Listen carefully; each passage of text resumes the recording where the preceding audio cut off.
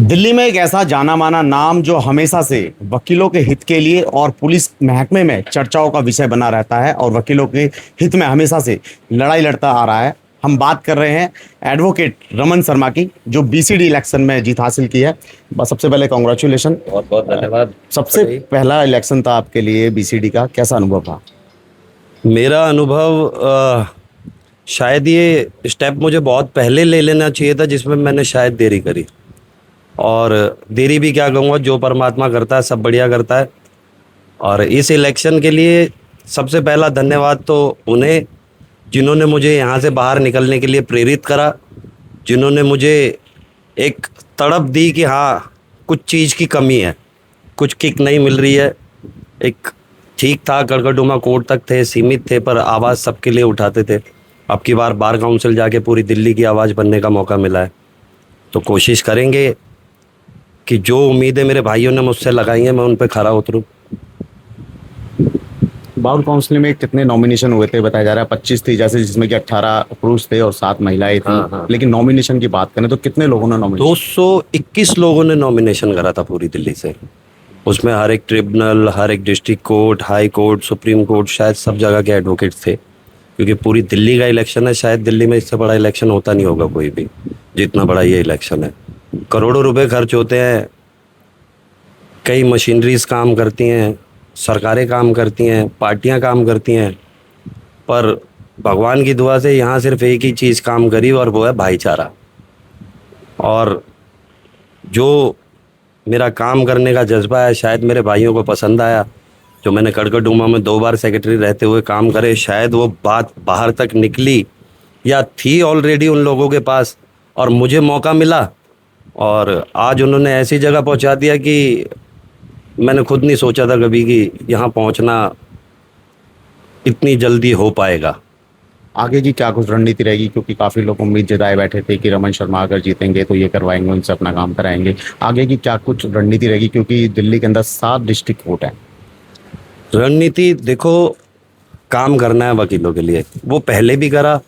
पहले ये था कि अपना डिस्ट्रिक्ट लेवल तक करते थे कि हाँ सिर्फ कड़कड़डुमा का सोचना पड़ता था। अब रणनीति एक बड़े लेवल पर बनेगी, और सबसे पहले जैन जी, जिसका प्रभाव सारे देश में देखने को मिल रहा है, और वही इस इलेक्शन में भी देखने को मिला। मेरा इलेक्शन में ये कहूँगा कि यंगस्टर का इसमें बहुत योगदान रहा। हालांकि आशीर्वाद मेरे बड़ों का भी रहा मुझे, पर यंगस्टर ने मुझे बहुत सपोर्ट दिया। हर कोर्ट से, हर प्रमाइसिस से, किसी ना किसी प्रेफरेंस पे मेरे भाइयों ने मुझे वोट करा।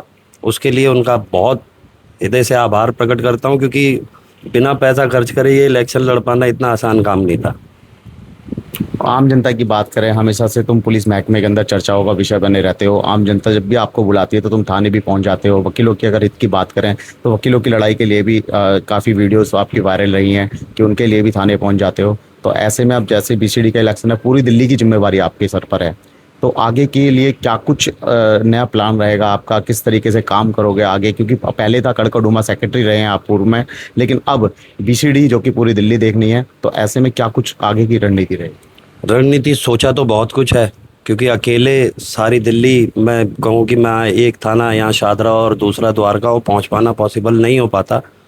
तो उसके लेके कमेटियाँ बनाई जाएंगी। जो मेरा अपना मानना है कि हर एक डिस्ट्रिक्ट लेवल पर जो है कमेटियाँ होनी चाहिए जो वकीलों के हितों के लिए काम करें।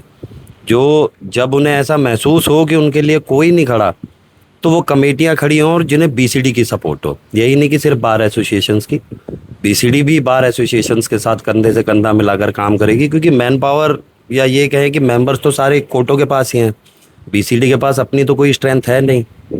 तो ये डिस्ट्रिक्ट कोर्ट्स के जितने भी एडवोकेट हैं मोस्टली, वो सारे भाई जब भी कहीं भी अगर इकट्ठा होते हैं किसी कॉज पे, क्योंकि ये लड़ाई झगड़े तो नॉर्मल बातें होती रहती हैं, रोज़ चलता है।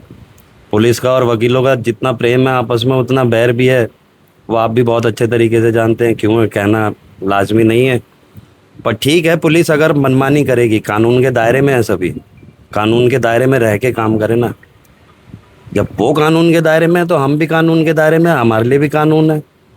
अगर वो उनके लिए कानून नहीं है तो फिर कानून तो हमसे ज़्यादा वो जानते नहीं होंगे। वो आईपीसी, सीआरपीसी, एविडेंस पढ़ते हैं, हम 30 सब्जेक्ट पढ़ के तो 3 ईयर लॉ करते हैं, 29 सब्जेक्ट पढ़ के।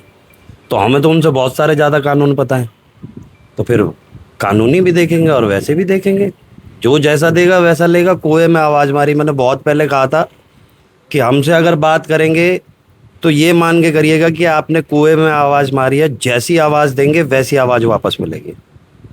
बहुत बहुत शुक्रिया हमसे बात करने के लिए। तो ये थे एडवोकेट रमन शर्मा, जिनका साफ तौर पर ये कहना था कि जीसीडी अब इलेक्शन में इनका नॉमिनेशन जीत करके आए हैं। इनका साफ तौर पर यही कहना है कि अब पूरी दिल्ली जो है, पूरी दिल्ली देखनी है। पहले पूर्व में ये सेक्रेटरी रहे हैं कड़कड़डुमा कोर्ट के, लेकिन इनका साफ तौर पर यही कहना है कि अब जितने भी हित में काम होंगे वकीलों के लिए वो लगातार करते रहेंगे। कैमरामैन राकेश के साथ जितेंद्र शर्मा, टोटल टीवी, दिल्ली।